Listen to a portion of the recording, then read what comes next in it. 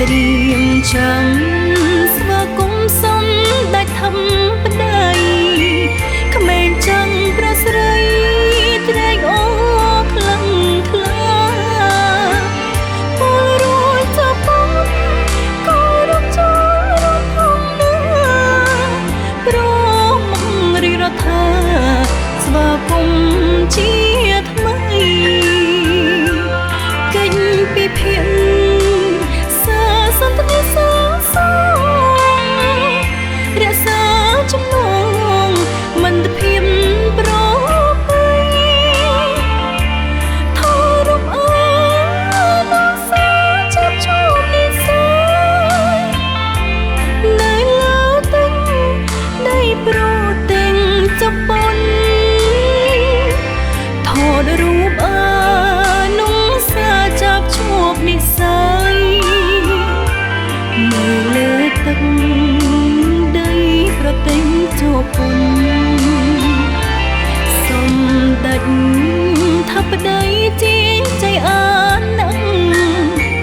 បង្ហាញប្រចាំមិត្តភាពលើលន់រវាងកម្ពុជានិងមិត្តជួបពុន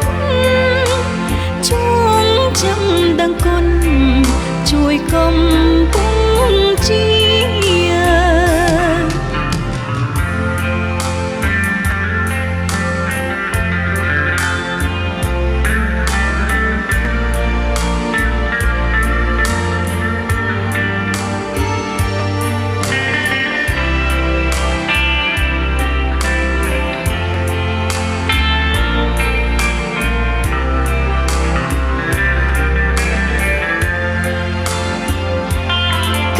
ពីភាគ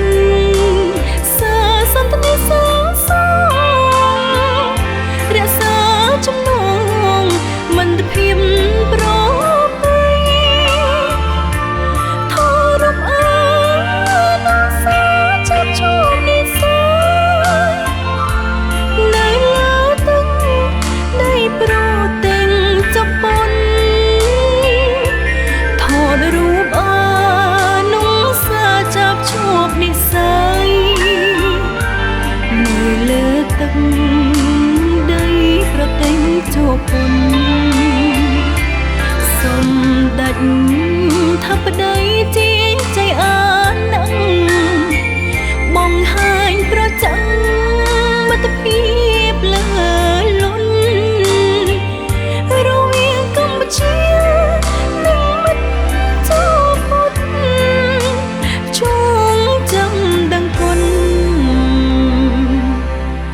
ជួយកម្